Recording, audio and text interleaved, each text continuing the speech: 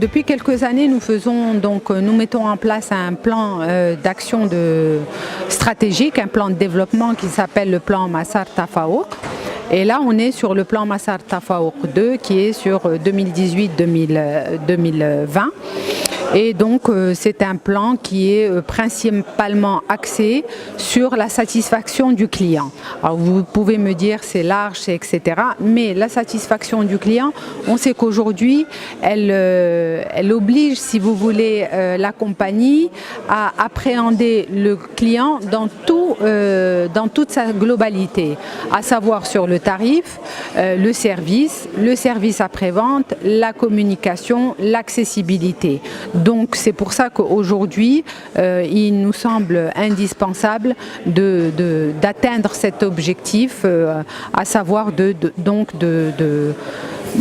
voir l'assuré sous tous ses aspects. Je peux dire que le bilan 2018 était très intéressant. Premièrement, il est en phase avec notre budget et notre plan stratégique 2018-2020. Donc comme vous avez vu, nous avons réalisé une croissance de 7,1%, donc en surperformant toujours le marché et en surperformant sur les assurances vie et les assurances non-vie. Le bilan est aussi positif parce que notre résultat net augmente de 14%. Nous avons donc maîtrisé notre sinistralité indépendamment, ou je dirais malgré le contexte extrêmement difficile de la sinistralité sur le marché et notamment la sinistralité automobile.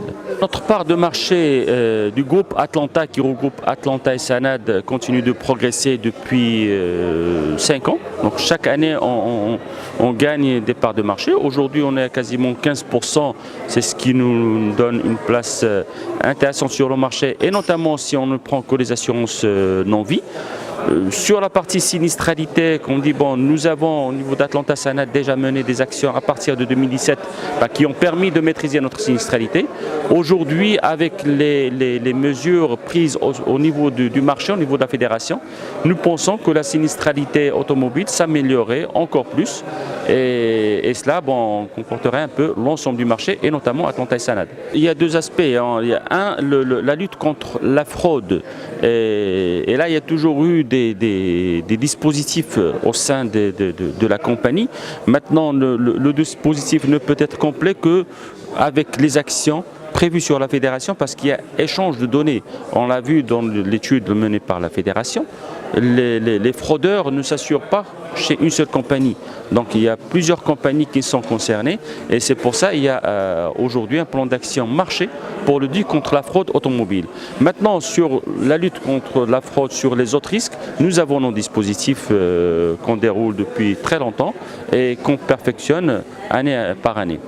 Concernant l'anti-blanchiment, et comme ça a été dit tout à l'heure, nous avons un dispositif complet qui a été même contrôlé par l'instance internationale qui suit ce sujet-là, et nous avons une appréciation très satisfaisante. C'est le GAFI, c'est l'instance internationale pour la lutte contre le blanchiment, qui sont venus au Maroc il y a 2 ans pour apprécier le dispositif marocain.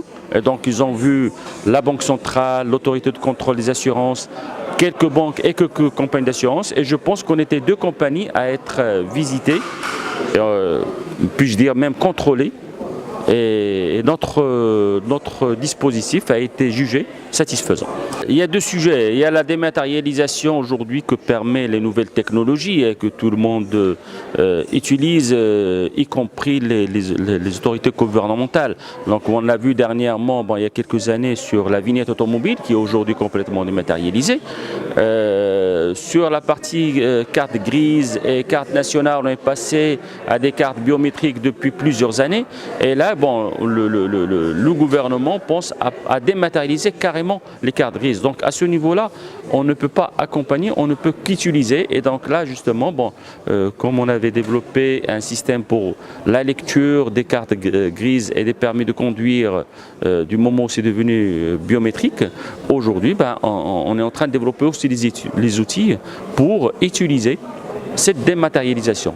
L'autre sujet, c'est l'attestation automobile. Et là, on est concerné complètement en tant que compagnie, en tant que fédération, pour accompagner l'autorité de contrôle sur les démarches à suivre, sur les mesures à prendre pour avoir une attestation dématérialisée, mais aussi sécurisée, avec un accès à toutes les parties prenantes, je pense notamment à la police et à la gendarmerie, pour pouvoir contrôler que les véhicules sont bien assurés et user justement de cette assurance en cas d'accident, notamment corporel.